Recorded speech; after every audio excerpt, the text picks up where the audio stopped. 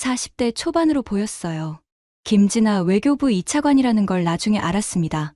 그 뒤로 남성 6명이었어요. 국가정보원, 경찰청, 법무부 사람들이었습니다. 한 명은 전직 군인이라는 소문이 돌았어요. 카메라 플래시가 터졌습니다. 한국 특별팀은 멈추지 않았어요. 기자들을 보지도 않았습니다. 그냥 걸어갔어요. 공항 밖으로요. 옆에 있던 베트남 기자가 속삭였습니다. 저게 정부야. 저도 같은 생각이었어요. 우리는 3년간 뭘 했을까요? 대화로 해결하겠다고 했던 우리 정부는 뭐였을까요? 공항 밖에 차량이 대기하고 있었습니다. 검은색 SUV 세대였어요. 특별팀은 차에 올라탔습니다. 출발했어요. 기자들이 따라갔습니다. 저도 차를 몰았어요. 목적지는 대사관이었습니다. 한국 대사관이었어요. 하지만 놀라운 건 그 다음이었습니다. 30분 후 캄보디아 정부가 발표했어요. 한국 정부와 내일 오전 회동 예정. 저는 차 안에서 뉴스를 봤습니다. 믿을 수 없었어요. 도착한 지 30분 만이었습니다. 캄보디아 훈만의 총리가 직접 만나겠다고 했어요. 우리 태국 정부는 3년간 캄보디아에 회의를 요청했지만 번번이 거절당했습니다. 한국은 30분 만에 총리 면담을 확정했어요. 선배 기자가 전화했습니다. 나린, 들었어? 한국 대사관에 코리안 데스크 설치한대.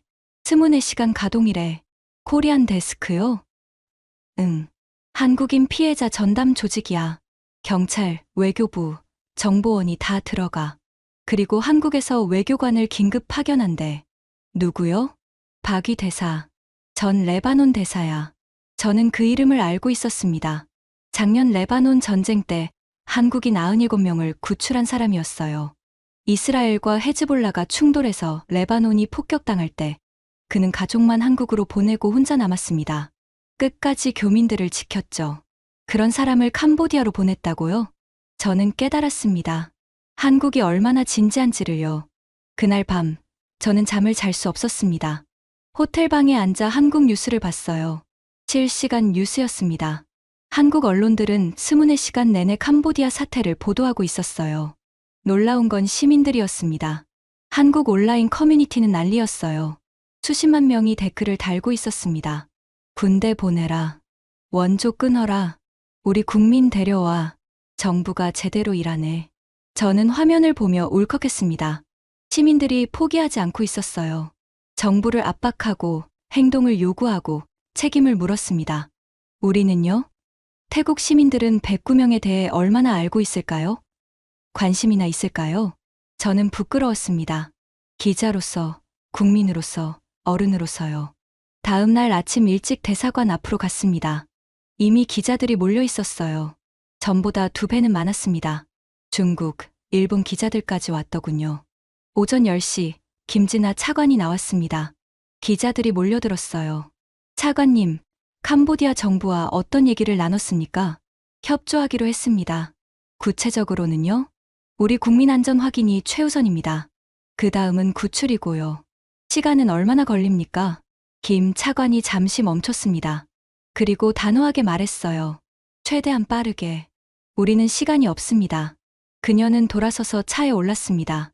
저는 그 뒷모습을 봤어요. 굳은 어깨, 쥔 주먹이었습니다. 옆에 있던 선배 기자가 말했습니다. 나린, 저게 정부야. 진짜 정부. 저는 고개를 끄덕였습니다. 하지만 제가 몰랐던 게 있었습니다. 진짜 변화는 그날 저녁부터 시작될 거라는 것을요. 한국 특별팀이 도착한 다음 날 저녁이었습니다. 저는 대사관 근처 카페에 앉아 있었어요. 노트북으로 한국 뉴스를 보고 있었죠. 그때 휴대폰이 울렸습니다. 방송국 편집국장이었어요. 나린, 지금 당장 대사관 가. 무슨 일이에요? 캄보디아 정부가 발표했어. 한국인 80명 안전 확인했다고. 저는 숨을 멈췄습니다. 80명이요? 응. 지금 캄보디아 국영방송에서 생방송 중이야. 빨리 가. 전화를 끊고 뛰었습니다. 대사관까지 500m였어요. 3분 만에 도착했죠. 이미 기자들이 몰려 있었습니다. 카메라가 수십 대였어요. 캄보디아 내무부 대변인이 마이크 앞에 서 있었습니다. 우리는 한국 정부와 협력하고 있습니다. 현재까지 80명의 한국인을 확인했고 모두 안전합니다. 저는 믿을 수 없었어요. 전날까지 캄보디아는 조사 중이라고만 했습니다. 3년간 우리가 아무리 요청해도 확인 불가였어요. 한국 특별팀이 온 지 24시간 만에 80명을 확인했다고요? 옆에 있던 베트남 기자가 속삭였습니다. 믿어지지 않아요. 우리 베트남인은 500명이 넘게 감금됐는데 3년간 확인된 게 고작 20명이에요. 저도 같은 심정이었습니다. 기자가 질문했어요. 왜 갑자기 확인이 됐습니까? 전엔 안 된다고 하셨잖아요. 대변인이 당황한 표정을 지었습니다. 우리는 항상 노력했습니다. 이번에 한국 정부와 협력해서 말이 흐려졌어요. 거짓말이 분명했습니다. 다른 기자가 물었습니다. 나머지 한국인은요? 330건 신고가 있었는데 80명만 확인됐잖아요. 조사 중입니다. 언제까지요? 최대한 빠르게. 대변인은 더 이상 대답하지 않았습니다. 급히 자리를 떠났어요. 저는 카메라를 내렸습니다. 뭔가 잘못됐어요. 캄보디아 정부의 태도가 이상했습니다. 24시간 만에 이렇게 바뀔 수 있을까요? 그날 밤 답을 알게 됐습니다. 한국 언론이 보도했어요. 한국 정부, 캄보디아 특별여행주의보 발령, 프놈펜 여행금지 검토, 의료봉사단 파견 전면 중단, 그리고 가장 충격적인 건 이거였습니다. 국회, 캄보디아 원조 예산 삭감 논의. 저는 기사를 읽었습니다. 한국은 캄보디아에 매년 1천억 원을 지원했어요. 병원, 학교, 도로를 지었습니다. 한국 돈이었죠. 그걸 끊겠다고 했습니다. 게다가 관광도 막겠다고 했어요. 한국인은 작년에 20만 명이 캄보디아를 방문했습니다. 1인당 150만 원을 썼죠. 연간 3천억 원이었어요. 합치면 4천억 원이었습니다. 캄보디아 입장에선 엄청난 금액이었어요. GDP의 1%가 넘었습니다. 저는 계산했습니다. 태국인은 190만 명이 캄보디아를 방문해요. 하지만 1인당 50만 원밖에 안 씁니다. 총 950억 원이죠. 한국인 20만 명이 태국인 190만 명보다 3배 이상 가치가 있었어요. 편집국장이 전화했습니다. 나린 들었어? 캄보디아 항공사 주가 폭락했대. 하루 만에 35% 떨어졌어. 진짜요? 응. 호텔 예약도 취소 러시래. 한국인들이 다 취소하고 있어. 관광업계가 패닉 상태야. 저는 한숨을 쉬었습니다. 이제 알겠어요. 캄보디아가 왜 갑자기 태도를 바꿨는지요. 돈이었습니다. 한국의 경제력이었어요. 다음 날 아침, 더 놀라운 소식이 들려왔습니다. 훈센 전 총리가 SNS에 글을 올렸다고 했어요. 캄보디아의 실제 권력자였습니다. 38년간 총리를 했고, 지금은 아들에게 자리를 물려줬지만 여전히 영향력이 컸죠. 그가 뭐라고 했을까요? 한국 국민의 안타까운 사망에 깊은 애도를 표합니다.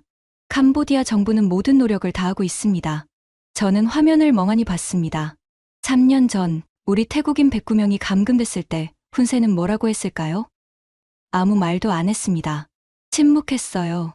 한국인 한 명이 죽자 SNS에 글을 올렸습니다. 선배 기자가 옆에 앉았어요. 나린, 화나? 네, 나도 그래. 근데 알았어. 우리가 약하다는 걸. 저는 고개를 돌렸습니다. 약한 게 아니에요. 정부가 안 움직인 거죠. 왜 안 움직였을까? 몰라요. 힘이 없어서, 의지가 없어서. 선배가 한숨을 쉬었습니다. 아마 둘 다겠지. 근데 한국은 달라. 힘도 있고, 의지도 있어. 그날 오후, 저는 한국 대사관에 취재 요청을 했습니다. 김진아 차관과 짧은 인터뷰를 할 수 있었어요. 차관님, 24시간 만에 어떻게 80명을 확인하셨어요? 김 차관이 잠시 생각했습니다. 준비했습니다. 준비요? 출발하기 전에 이미 정보를 수집했어요. 어디에 누가 있는지, 어떤 조직이 운영하는지. 도착해서는 그걸 확인만 하면 됐죠. 저는 놀랐습니다. 그럼 캄보디아 정부 협조 없이도 가능했다는 건가요? 김 차관이 미소를 지었습니다. 차가운 미소였어요. 우리는 협조를 요청했습니다. 하지만 협조 없이도 할 수 있다는 걸 보여줬죠. 캄보디아 정부는 어떻게 반응했나요? 협조하기로 했습니다. 빠르게요. 인터뷰가 끝났습니다. 저는 대사관을 나오며 생각했어요. 한국은 달랐습니다. 요청하고 기다리지 않았어요. 직접 움직였고 결과를 만들었습니다. 그러자 캄보디아가 따라왔어요. 저녁에 민에게서 전화가 왔습니다. 누나, 소식 들었어요? 한국인들 나간대요. 응, 들었어. 저도 나갈 수 있을까요? 목소리가 떨리고 있었어요. 저는 대답하고 싶었습니다. 그럼 당연하지라고요. 하지만 확신할 수 없었습니다. 민은 한국인이 아니었으니까요. 민아, 조금만 기다려. 한국이 움직이면 우리도 움직일 거야. 누나, 무서워요. 여기 사람들이 다 긴장하고 있어요. 뭔가 큰일 날 것 같대요. 무슨 소리야? 조직 간부들이 회의만 해요. 중국 본부에 계속 전화하고. 누나, 한국이 정말 군대 보낼까요? 저는 할 말이 없었습니다. 모르겠어. 하지만 걱정하지 마.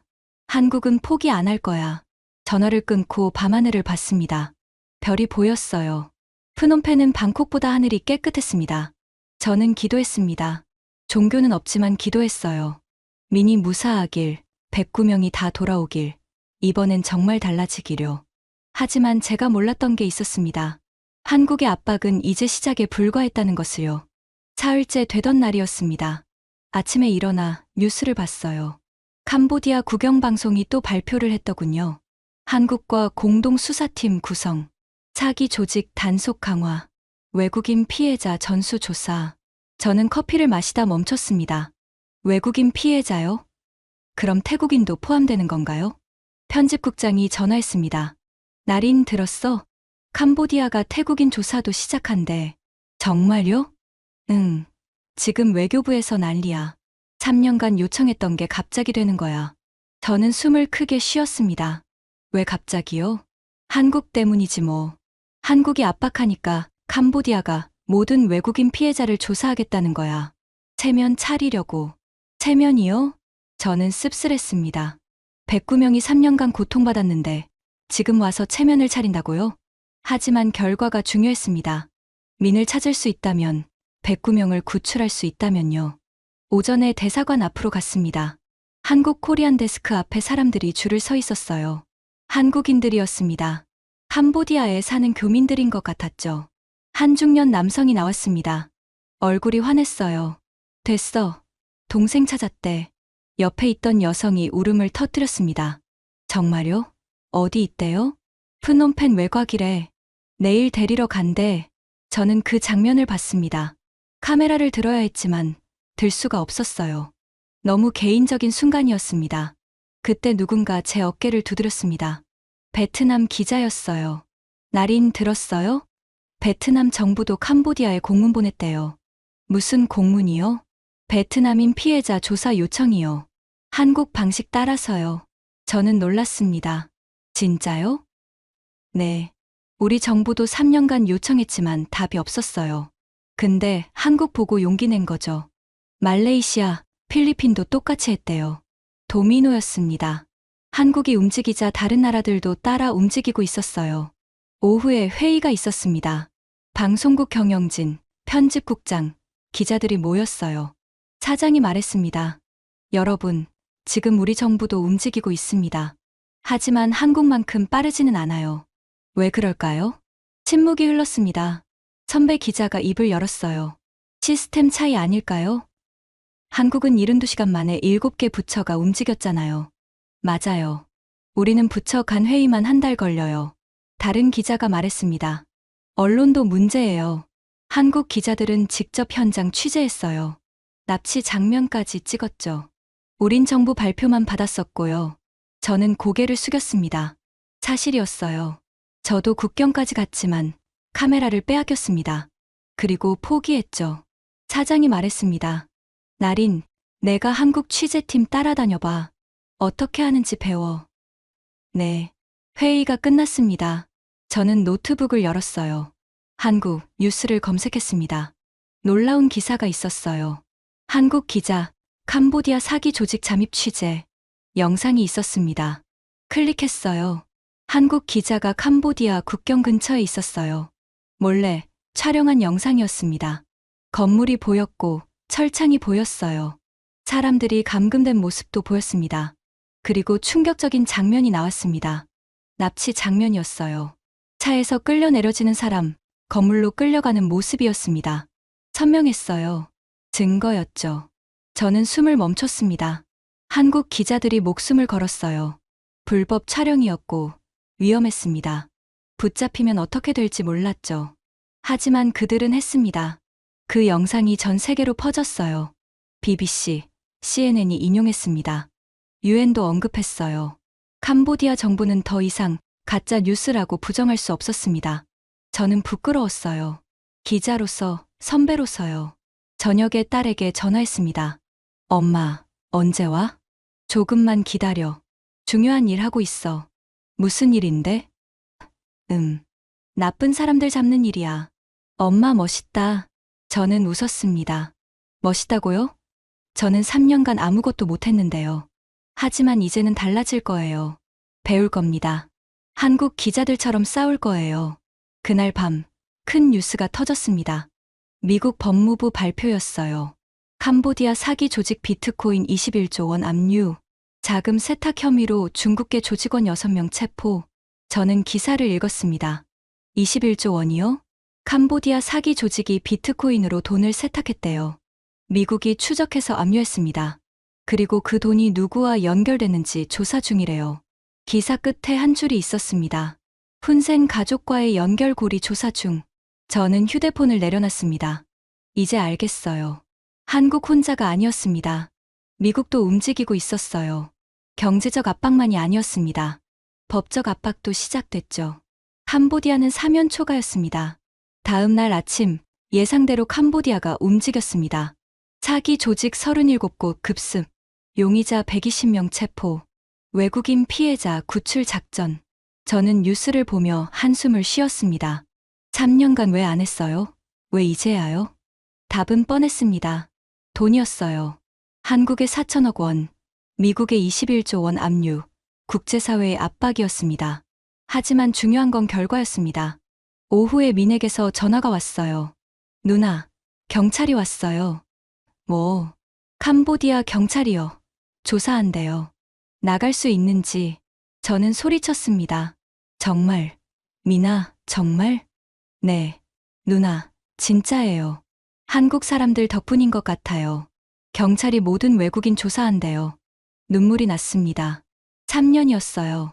3년을 기다렸습니다. 미나, 조금만 기다려. 곧 나올 수 있을 거야. 전화를 끊고 울었습니다.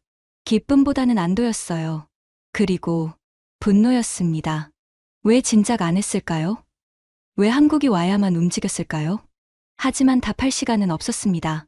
더 큰 일이 벌어지고 있었으니까요. 나흘째 되던 날이었습니다.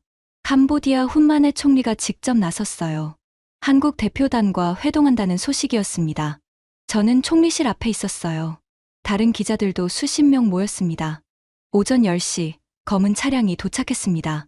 김진아 차관이 내렸어요. 굳은 표정이었습니다. 뒤따라 국정원, 경찰청 사람들이 내렸죠. 그들은 총리실로 들어갔습니다. 1시간이 지났습니다. 기자들은 기다렸어요. 아무도 자리를 뜨지 않았습니다. 2시간이 지났습니다. 저는 서서 기다렸어요. 다리가 아팠지만 앉지 않았습니다. 3시간째 문이 열렸습니다. 훈만의 총리가 나왔어요. 김진아 차관과 함께였습니다. 표정이 달랐습니다. 훈만햇은 굳어 있었어요.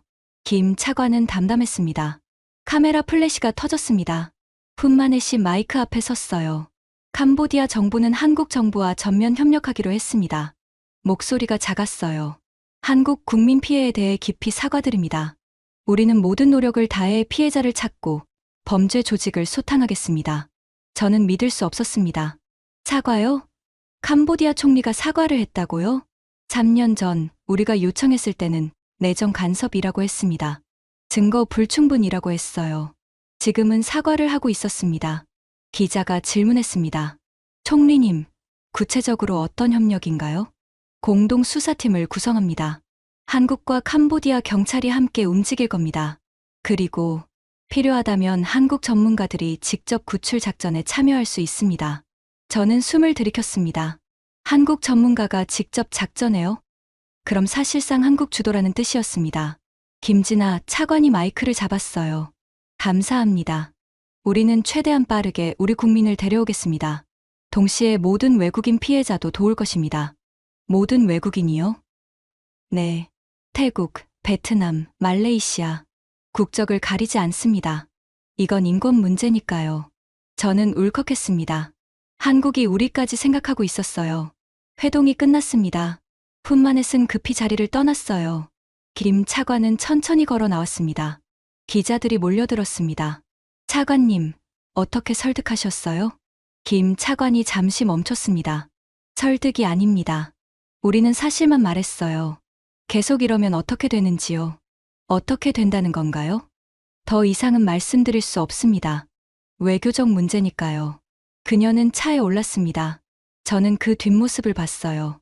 더 이상은 말씀드릴 수 없다고 했지만 모두 알고 있었습니다. 한국이 뭘 말했는지요. 원조 중단, 관광 금지, 국제사회 압박, 군 파견 검토까지요. 캄보디아는 선택할 수밖에 없었습니다. 그날 저녁 방송국에서 긴급 회의가 열렸습니다. 사장이 말했습니다. 나린, 내 후배 소식 들었어? 아직이요. 곧 연락 올 거야. 캄보디아가 109명 전원 조사한대. 일주일 내로. 저는 숨을 멈췄습니다. 정말요? 응. 한국이 압박했어. 한국인만 구출하면 국제사회가 가만히 있지 않을 거라고. 그래서 캄보디아가 모든 외국인 피해자를 조사하기로 한 거야. 저는 고개를 숙였습니다. 눈물이 날 것 같았어요. 그리고 나린. 네. 우리 정부도 움직였어. 한국 방식 벤치마킹한데 특별팀 구성하고 캄보디아랑 공동 작전하기로 했어. 정말요? 응. 3년 만에 처음이야. 한국 보고 배운 거지. 저는 웃었습니다. 웃으면서 울었어요. 늦었지만 움직이고 있었습니다. 그날 밤 민에게서 전화가 왔습니다. 은하, 미나, 나갈 수 있대요. 일주일 후면 태국이래요. 목소리가 떨리고 있었어요. 울고 있었습니다. 정말, 정말이야? 네, 경찰이 확인해 줬어요. 태국 정부가 접수했대요. 곧 데리러 온대요. 저는 소파에 주저앉았습니다. 3년이었어요. 3년을 기다렸습니다. 미나, 공항에서 기다릴게. 꼭 나와. 네, 누나. 그리고 고마워요. 포기 안 해줘서. 저는 대답할 수 없었어요. 울음이 터져서요. 전화를 끊고 한참을 울었습니다. 기쁨이었을까요? 안도였을까요? 아니었어요. 부끄러움이었습니다. 저는 3년간 뭘 했을까요? 기사를 썼다고, 방송했다고, 노력했다고 생각했지만요. 진짜 싸운 건 한국이었습니다. 72시간 만에 해냈어요. 우리가 3년간 못한 거려. 다음 날 아침, 대사관 앞으로 갔습니다. 한국 코리안 데스크 앞에 현수막이 걸려 있었어요. 280명 확인 완료. 구출 작전 진행 중. 저는 그 숫자를 봤습니다. 330건 신고 중 280명이었어요. 사흘 만에요. 옆에 베트남 기자가 있었습니다. 나린, 우리도 200명 확인됐대요. 정말요? 네. 한국 덕분이에요. 캄보디아가 모든 외국인 조사하고 있어요. 저는 고개를 끄덕였습니다. 말레이시아 기자도 왔어요. 우리도 150명 확인됐어요. 믿을 수 없어요. 필리핀 기자도 말했습니다. 우리는 80명이요. 3년간 10명밖에 못 찾았는데 모두 같은 표정이었습니다. 부러움과 감사, 그리고 부끄러움이었어요. 한국이 아니었다면 우리는 여전히 기다리고 있었을 겁니다. 그날 오후 김진아 차관이 기자회견을 열었습니다. 여러분, 좋은 소식 드립니다. 우리 국민 280명을 확인했고 이번 주 내로 전원 귀국시킬 예정입니다. 박수가 터졌어요. 그리고 다른 국가 피해자들도 함께 구출할 겁니다. 캄보디아 정부와 협력해서요. 기자가 질문했습니다. 차관님, 어떻게 이렇게 빠르게 하셨어요? 김 차관이 잠시 생각했습니다. 포기하지 않았습니다. 우리 국민은 어디에 있든 대한민국이 책임집니다. 그게 정부니까요. 저는 그 말을 들으며 생각했습니다. 그게 정부니까요. 저는 15년 기자 생활에서 우리 정부한테 그런 말을 들어본 적이 없었습니다. 하지만 이제 알았어요. 정부가 뭔지를요. 그날 밤 딸에게 전화했습니다. 엄마, 민 삼촌 온대. 응, 일주일 후. 진짜. 엄마가 데려온 거야? 저는 잠시 망설였습니다. 아니야. 엄마가 아니라 다른 사람들이 도와줬어. 누가? 한국이라는 나라. 한국, 거기 어디야? 우리랑 가까운 나라야. 착한 나라. 딸이 웃었습니다. 엄마, 나중에 거기 가보고 싶어. 저도 웃었어요. 그래, 나중에 가자. 꼭. 전화를 끊고 창밖을 봤습니다. 프놈펜 야경이 보였어요. 불빛이 반짝였습니다. 저는 생각했습니다. 일주일 후면 민을 만나요. 109명 중 많은 사람이 돌아올 겁니다. 하지만 이건 끝이 아니었어요. 시작이었습니다. 우리도 바뀔 수 있다는 걸, 포기하지 않으면 가능하다는 걸 배웠으니까요. 한국이 증명해줬습니다. 그리고 다음은 우리 차례였어요. 한국 특별팀이 도착한 지 닷새째였습니다. 오후 2시, 방송국에 긴급 연락이 왔어요. 나린, 지금 당장 와. 총리실에서 발표한다. 저는 뛰었습니다. 편집국까지 10분 거리였어요. 5분 만에 도착했죠. 편집국은 난리였습니다. 모든 기자가 컴퓨터 앞에 모여 있었어요. 화면에는 태국 총리실 로고가 떠 있었습니다. 무슨 일이에요? 선배 기자가 말했습니다. 총리가 한국 대통령이랑 통화했대. 지금 발표하는 거야. 저는 숨을 멈췄습니다. 화면이 바뀌었어요. 아노차뉴락군 총리가 나타났습니다. 62세, 태국 총리였어요. 국민 여러분, 오늘 오후 저는 대한민국 대통령과 첫 통화를 가졌습니다. 첫 통화요? 저는 놀랐습니다. 한국 대통령이 취임한 지 1년이 넘었는데 지금까지 통화를 안 했다는 뜻이었어요. 우리는 캄보디아 사기 조직에 대해 논의했습니다. 한국은 72시간 만에 놀라운 성과를 냈죠. 총리의 목소리가 떨렸습니다. 저는 한국 대통령에게 말씀드렸습니다. 한국 전쟁 때 태국군 6,000명이 참전했다고요. 129명이 전사했습니다. 우리는 그 우정을 잊지 않았어요. 저는 고개를 끄덕였습니다. 70년 전 일이었어요. 태국은 한국을 도왔습니다. 그래서 제안했습니다. 캄보디아 사기단 퇴치, 태국도 함께하겠다고요. 편집국이 조용해졌습니다. 한국은 흔쾌히 동의했습니다. 우리는 공동작전을 펼칠 것입니다. 총리가 카메라를 똑바로 봤어요. 109명의 태국인을 데려오겠습니다. 한국처럼 빠르게, 확실하게요. 발표가 끝났습니다. 편집국이 폭발했어요. 드디어 3년 만이야. 한국 덕분이야. 저는 자리에 앉았습니다. 떨리는 손으로 휴대폰을 꺼냈어요. 민에게 문자를 보냈습니다. 민아, 들었어? 우리 정부도 움직여. 곧 나올 수 있을 거야. 1분 후 답장이 왔어요. 누나, 진짜예요? 믿어지지 않아요. 응, 진짜야. 한국이랑 같이 한대. 한국, 고마워요, 정말. 저도 같은 생각이었습니다. 한국이 아니었다면요? 우리는 여전히 기다리고 있었을 거예요. 편집국장이 저를 불렀습니다. 나린, 취재가. 총리실 브리핑 있어. 총리실로 갔습니다. 이미 기자들이 가득했어요. 외신 기자들도 많았습니다. 외교부 대변인이 나왔어요. 총리님의 발표 보셨죠? 우리는 한국과 긴밀히 협력할 것입니다. 기자가 질문했습니다. 구체적으로 어떤 협력인가요? 한국 시스템을 벤치마킹합니다. 특별팀을 구성하고 캄보디아와 공동수사를 진행하죠. 한국군과 협력 가능성은요? 대변인이 잠시 멈췄습니다. 모든 가능성을 열어두고 있습니다. 저는 메모했습니다. 모든 가능성이라고요? 그럼 군사협력도 포함되는 건가요? 브리핑이 끝나고 복도에서 외교부 관계자를 만났습니다. 오프 더 레코드로 물어볼게요. 정말 한국군과 협력하나요? 관계자가 주변을 둘러봤어요. 그리고 작게 말했습니다. 한국군이 직접 오진 않아요. 하지만 한국 무기는 가능하죠. 무슨 뜻이에요? 우리가 캄보디아랑 국경 전쟁 중이잖아요. 한국산 무기가 효과적이었어요. 더 구매할 예정이고요. 저는 이해했습니다.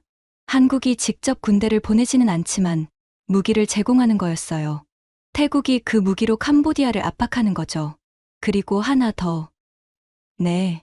한국이 기술 지원도 한대요. 사기 조직 추적 기술이요. 우리 경찰이 배우는 거죠. 저는 고개를 끄덕였습니다. 한국은 영리했어요.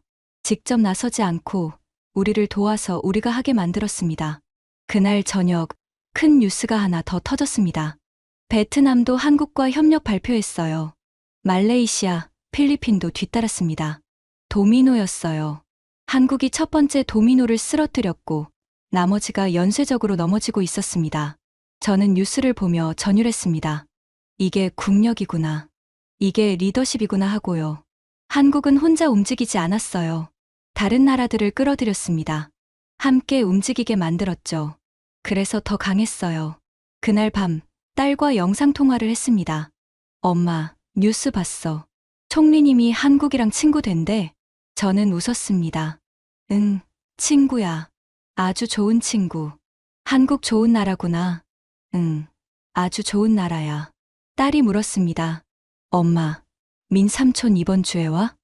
응, 올 거야. 진짜? 만나고 싶다. 저는 눈물이 날 것 같았어요. 응, 곧 만날 수 있어. 조금만 기다려. 통화를 끊고 창밖을 봤습니다. 방콕 야경이었어요. 불빛이 반짝였습니다. 저는 생각했습니다. 한국이 시작했고 태국이 따라갔어요. 베트남, 말레이시아, 필리핀도 움직였습니다. 이제 캄보디아는 혼자였어요. 아시아 전체가 압박하고 있었습니다. 사기 조직은 더 이상 버틸 수 없을 거예요. 하지만 저는 몰랐습니다. 한국의 진짜 힘이 무기나 돈이 아니라는 것을요. 일주일째 되던 날이었습니다. 방송국 회의실에 모였어요. 긴급 회의였습니다. 사장이 말했습니다. 여러분, 특집 방송 준비합니다. 제목은 한국은 어떻게 했나예요. 선배 기자가 물었습니다. 무슨 내용인가요? 분석이죠. 왜 한국은 성공했고 우리는 3년이 걸렸나요? 국민들이 궁금해합니다. 편집국장이 저를 봤어요. 나린, 내가 준비해. 일주일간 취재한 걸 정리해. 저는 고개를 끄덕였습니다. 사흘간 자료를 모았어요. 한국 뉴스, 인터뷰, 통계를 분석했습니다. 그리고 깨달았습니다. 한국의 힘은 세 가지였어요. 첫째, 언론이었습니다. 저는 한국 기자들의 취재 영상을 다시 봤어요. 캄보디아 국경 근처 위험한 지역이었습니다. 한국 기자들은 직접 갔어요. 몰래 촬영했죠. 납치 장면을 찍었습니다. 감금 시설을 확인했어요. 목숨을 걸었습니다. 그 영상이 전 세계로 퍼졌어요. 캄보디아 정부는 더 이상 부정할 수 없었죠. 우리는요? 저는 국경까지 갔지만 카메라를 빼앗겼어요. 그리고 포기했습니다. 한국 기자들은 포기하지 않았어요. 둘째, 시민이었습니다. 한국 온라인 커뮤니티를 분석했어요. 사건 발생 후 20시간 동안 100만 개의 댓글이 달렸습니다. 대부분 정부 행동을 요구하는 내용이었어요. 군대 보내라. 원조 끊어라. 우리 국민 데려와. 정부를 압박했습니다. 가만히 있게 두지 않았어요. 태국은요? 109명 소식이 나왔을 때 온라인 반응은 미미했습니다. 며칠 지나면 잊혔어요. 한국 시민들은 잊지 않았습니다. 계속 압박했어요. 셋째, 시스템이었습니다. 한국은 72시간 만에 7개 부처가 움직였어요. 외교부, 국정원, 경찰청, 법무부, 국방부까지요. 어떻게 가능했을까요? 자료를 찾아봤습니다. 한국에는 재외국민 보호 매뉴얼이 있었어요. 위기 상황 발생 시 즉시 가동되는 시스템이었습니다. 부처 간 회의가 필요 없었어요. 매뉴얼대로 움직이면 됐죠. 태국은요? 부처 간 협의만 한 달 걸렸습니다. 매뉴얼이 없었으니까요. 저는 이 세 가지를 정리했습니다. 언론, 시민, 시스템이었어요. 하지만 핵심은 따로 있었습니다. 방송 전날 밤, 저는 한국 대사관에 전화했어요. 김진아, 차관과 짧은 통화를 할 수 있었습니다. 차관님, 마지막 질문 하나만 할게요. 네.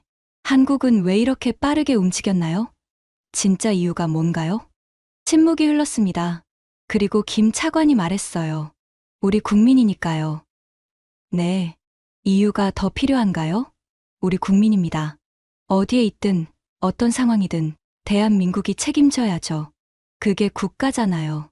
저는 할 말을 잃었습니다. 나린 기자님도 후배분 때문에 3년간 싸우셨다면서요? 네. 하지만 이유가 있었나요? 그냥 후배니까 한 거 아닌가요? 저는 눈물이 날 것 같았어요. 네, 맞아요. 국가도 마찬가지예요. 이유 필요 없습니다. 국민이니까요. 통화가 끝났습니다. 저는 한참을 멍하니 앉아 있었어요. 그게 답이었습니다. 한국의 힘은 무기도, 돈도, 시스템도 아니었어요. 국민이니까 라는 한마디였습니다. 방송 당일, 저는 스튜디오에 섰습니다. 카메라가 켜졌어요. 여러분, 저는 일주일간 한국을 취재했습니다. 왜 한국은 72시간 만에 성공했는지요? 화면에 자료가 나왔습니다. 첫째, 언론입니다. 한국 기자들은 목숨을 걸고 현장을 취재했어요. 그 증거가 세계를 움직였습니다. 납치 영상이 나왔어요. 둘째, 시민입니다. 100만 명이 정부를 압박했어요. 가만히 있게 두지 않았습니다. 온라인 댓글 화면이 나왔습니다. 셋째, 시스템입니다. 72시간 만에 7개 부처가 하나로 움직였어요. 특별팀 사진이 나왔죠. 하지만 진짜 이유는 따로 있었습니다. 저는 카메라를 똑바로 봤어요.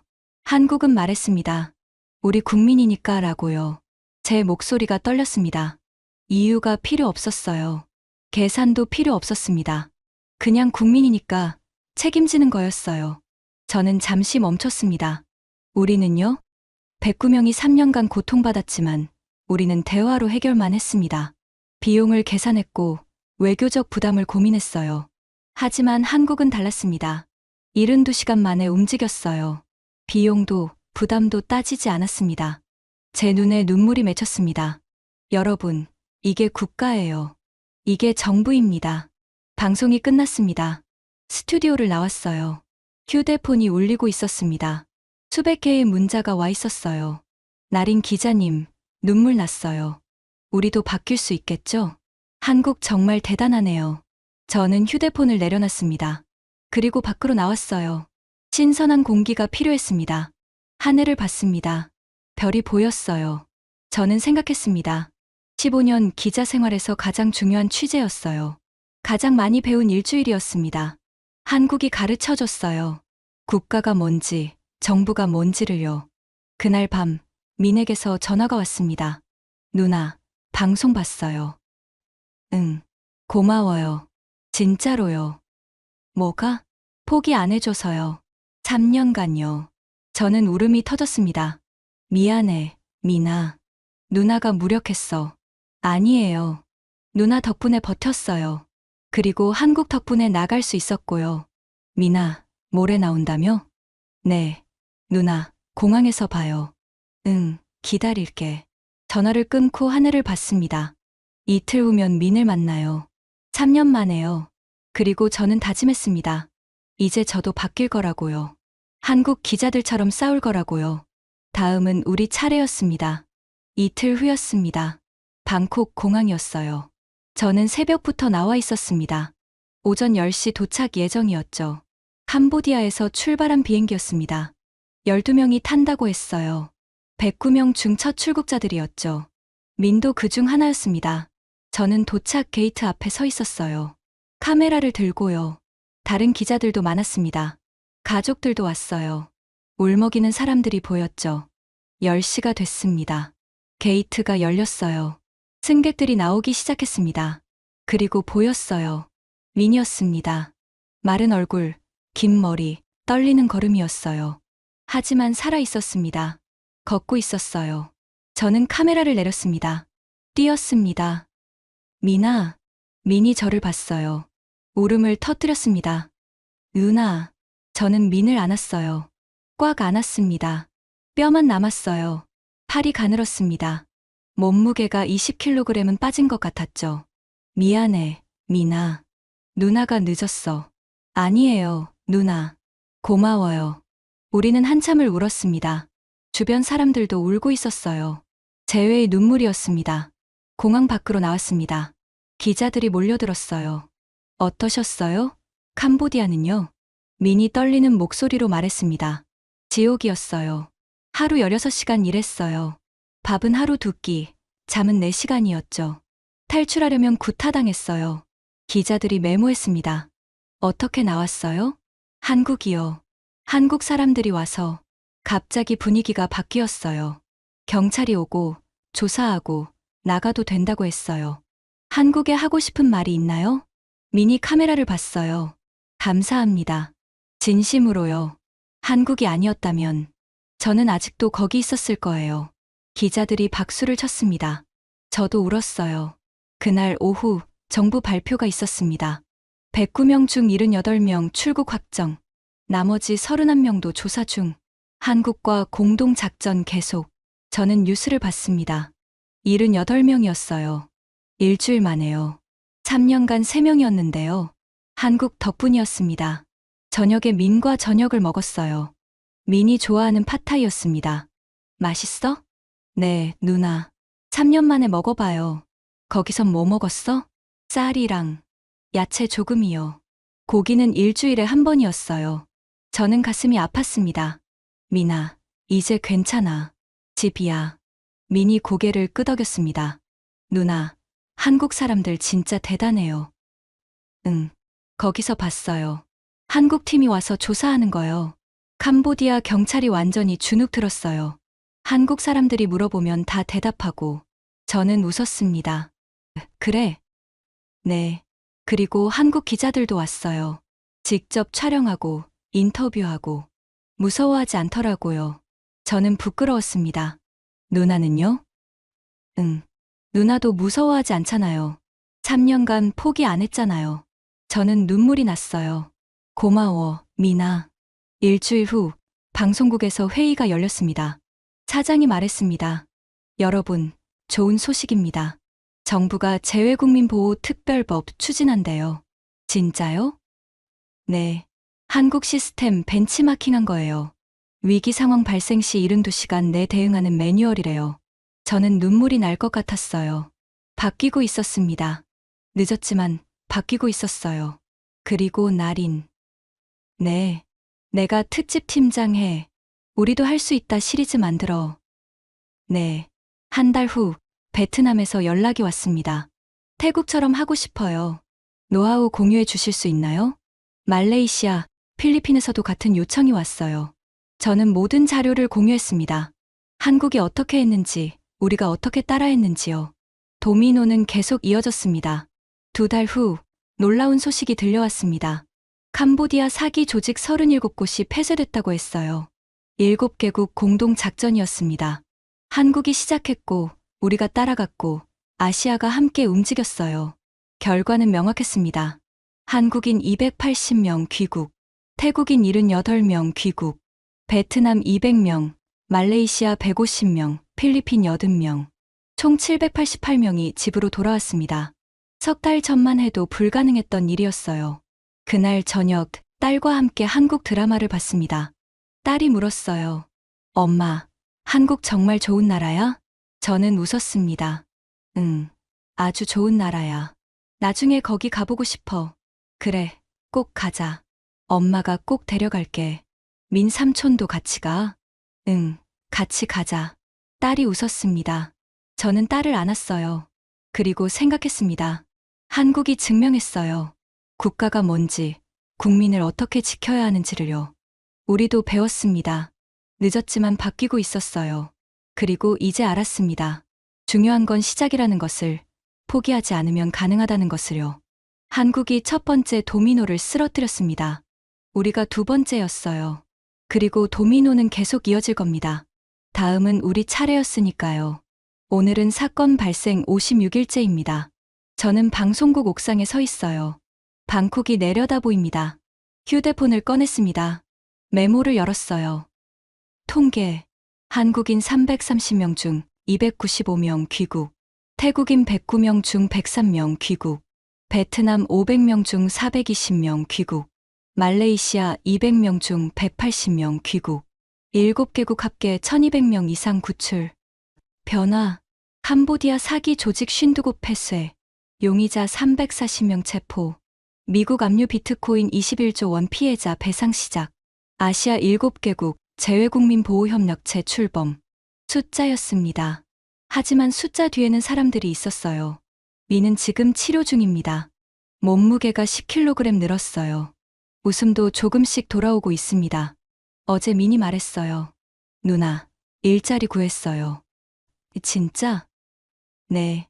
작은 회사지만 정직한 회사래요. 누나가 확인해 줄 수 있어요? 저는 확인했습니다. 정식 회사였어요. 미나, 괜찮아. 이번엔 진짜야. 민이 웃었습니다. 3년 만에 보는 진짜 웃음이었어요. 저는요? 많이 바뀌었습니다. 더 이상 정부 발표만 받아 쓰지 않아요. 현장에 갑니다. 직접 확인해요. 지난주에는 캄보디아 국경까지 갔습니다. 폐쇄된 사기 조직 건물을 취재했어요. 이번엔 카메라를 빼앗기지 않았습니다. 왜냐고요? 배웠으니까요. 한국 기자들에게서요. 방송국도 바뀌었습니다. 재외국민 보호 특별 취재팀이 생겼어요. 제가 팀장입니다. 6명이 함께 일해요. 우리 정부도 바뀌고 있습니다. 재외국민 보호 특별법이 국회를 통과했어요. 72시간 대응 시스템이 만들어졌습니다. 완벽하진 않아요. 한국만큼 빠르지도 않습니다. 하지만 시작했어요. 그게 중요합니다. 어제 베트남 기자에게서 연락이 왔습니다. 나린, 우리도 특별팀 만들었어. 네, 도움이 컸어. 고마워. 필리핀에서도 왔어요. 나린, 우리 정부가 움직였어. 한국 시스템 배우고 있어. 저는 웃었습니다. 혼자가 아니었어요. 우리는 함께 바뀌고 있었습니다. 오늘 오후 특별한 손님이 방송국에 옵니다. 김진아 차관이에요. 태국 정부 초청으로 방콕에 온다고 했어요. 인터뷰 요청을 했고 승낙받았습니다. 저는 떨립니다. 무슨 말을 해야 할까요? 감사합니다. 밖에 생각나지 않아요. 하지만 그걸로 충분합니다. 한국이 증명했으니까요. 국가가 뭔지, 국민을 어떻게 지켜야 하는지를요. 저는 휴대폰을 주머니에 넣었습니다. 하늘을 봤어요. 맑았습니다. 56일 전, 저는 절망했어요. 3년간 아무것도 못한 제 자신이 부끄러웠습니다. 하지만 지금은 희망합니다. 바뀔 수 있다는 걸 알았으니까요. 한국이 첫 번째 도미노였어요. 우리가 두 번째였습니다. 그리고 도미노는 계속 이어질 겁니다. 미니 문자를 보냈습니다. 누나, 오늘 첫 출근이에요. 떨려요. 저는 답장했어요. 잘할 수 있어. 화이팅! 누나도요. 인터뷰 화이팅! 저는 웃었습니다. 옥상 문을 열고 내려갔어요. 할 일이 많았습니다. 인터뷰 준비도 해야 하고 기사도 써야 했죠. 하지만 힘들지 않았어요. 이제는 알았으니까요. 포기하지 않으면 가능하다는 것을, 시작이 중요하다는 것을요. 한국이 가르쳐줬습니다. 그리고 우리가 배웠어요. 다음은 우리 차례입니다. 아니, 이미 시작했습니다. 지금까지 태국 기자 나린이 목격한 대한민국의 72시간이었습니다. 여러분이 자랑스러워하셔도 됩니다. 여러분의 정부는 국민을 포기하지 않았고 그 덕분에 109명의 태국인도 집으로 돌아올 수 있었습니다. 이 이야기가 더 많은 사람들에게 희망이 되도록 공유 부탁드립니다. 구독과 좋아요는 큰 힘이 됩니다. 지금까지 감동 테러였습니다. 감사합니다.